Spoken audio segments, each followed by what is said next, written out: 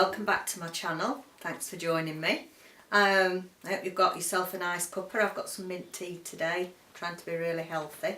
So I'll put that on there so I don't tip it all over me. And I think I found the solution to the problem I had with my glasses, because if you remember, it was glasses on, glasses off. Then I filmed without my glasses on at all, and oh, it was such a rigmarole. So I've been and found my reading glasses, because I tend to read without the glasses because there's not much difference between you wearing them and not. So, but I've decided that this is the best solution. I can look at the camera, I can read what I want to. So we'll see how we go with that. So welcome to my first review for October, and I will start with the books that I gave the least stars, going up to the ones that I gave 5-star. So first book is Red Bones by Anne Cleeves. Sorry I don't have this book in the physical. I did show it on an earlier book haul, and this is the Shetland series. This is book 3 in the Shetland series with Inspector Jimmy Perez.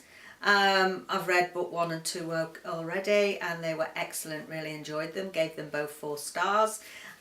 This one, they tend to be set on the Shetland Isles in Scotland.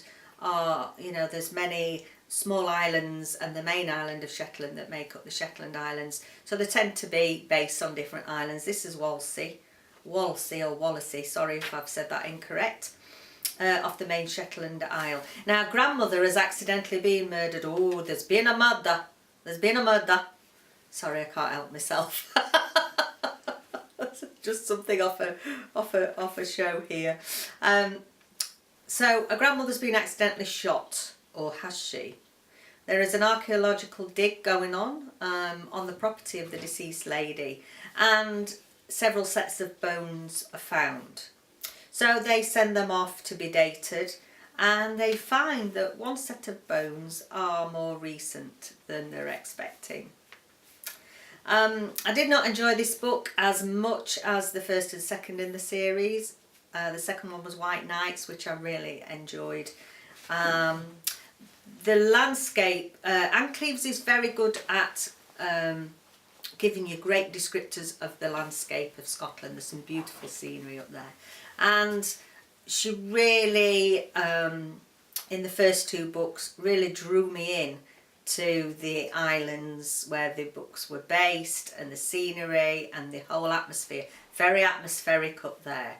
And I didn't feel that the same with this third one. It didn't come alive for me as much as the first 2. And also what we've got in book 2 is Inspector Perez is slowly building a lovely relationship with somebody called Fran, a lady called Fran, who isn't actually a native islander. And I found this really endearing, quite old-fashioned the way it was built up. But in this book, she was suddenly just kept mentioned, oh, she's away with relatives, and oh, so sort of we kept getting her being mentioned, but it didn't seem to follow the consistency I was expecting from a sequel to book 2. I didn't feel the characters were as well developed as they were in the previous 2 books. Apart from Perez, of course, we get to know more about him and more of a feeling for him, but the other characters, and yes, it got the usual red herrings, which sort of put you off the trail of who the real murderer is.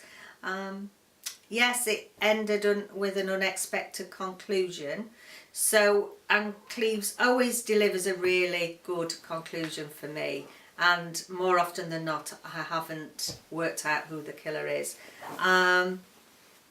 All the things that I like from Anne Cleeves, but unfortunately didn't deliver as much this time, and it was my least favourite book so far. So 3 stars. Next book I'd like to review is The Lie by Helen Dunmore. Sorry I haven't got the physical of this either. It was one of the books I unhauled to the local second-hand shop. I'd read it, I wasn't going to read it again, but I did enjoy it. This is post-World War I, very poignant as we come closer to 11th of November. I like to read more about the wars, that sort of era, the First, Second World War, as we get nearer to Remembrance Day, the 11th of November. This was set in post-war. Now, the main protagonist, Daniel, is now demobbed, is the word, yes, demobbed from the war, and he's come back home to the village where he's lived for many years, and he goes back to the cottage and stays with an old lady that's been a long-standing friend, quite a frail old lady, but she does let him take shelter there, and she's got a lot of land, so he allows her to start growing vegetables, start tending to the land. It's more like a small holding, really, and he plants vegetables which grow. And this, what I really liked is that the author, she sort of contrasts. We keep getting flashbacks to his time in the trenches in the First World War and his time there, and you get a stark contrast from all the horrors and everything that he saw in the trenches, together with this beautiful, calm countryside setting. He's tending the land, he's growing, vegetables and, flowers and everything that's growing in beautiful soil, and he keeps relating back to the horrors of the muddy stench of the soil in the trenches. Very poignant, actually. It does make you think.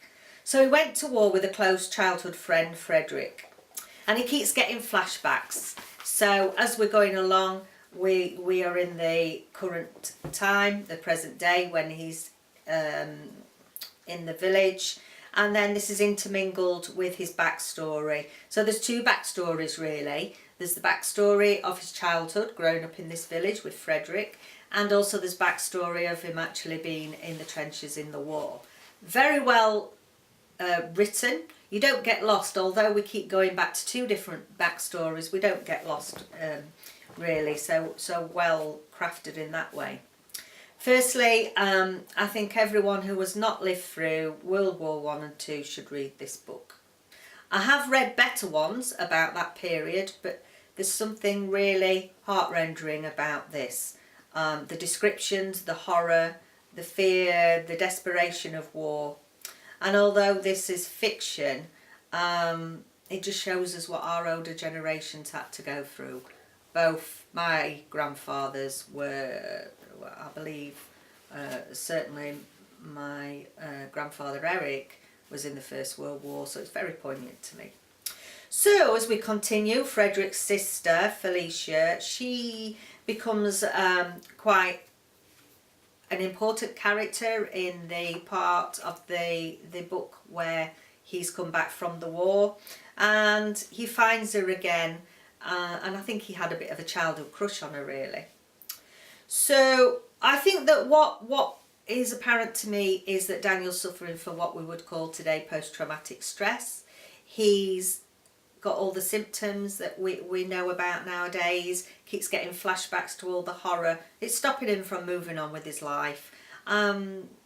Anything to do with post-traumatic stress is, I find, really interesting. I have had dealings with people that have suffered from that in my life as an occupational health advisor, so this really sort of is well developed, the flashbacks of people that still suffer today.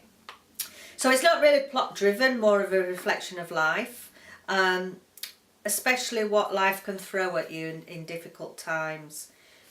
The next book I want to review is The Loney, Andrew Michael Hurley. This has actually been acclaimed as being a Gothic masterpiece. Very well documented on BookTube. Many people have got opinions about this. Generally, people love it. I have to say, I didn't really. So the premise of the novel is there's a family called the Smiths. There are two sons. The youngest son is, we just know him as Smith throughout this. He really is the narrator. And he has an older brother called Andrew, who they all nickname Hannah. Now, Hannah's been born with problems. It seems as if he's never spoken at all. He's now about 17 years old. Never spoken. I get the impression that he may have some learning difficulties, or there may well have been something happened when he was younger that caused this problem. Anyway, every year they go to an area in the UK, which is actually on the west coast of England, and it's sort of locally known as the Loney. It's supposed to be quite scary, quite atmospheric.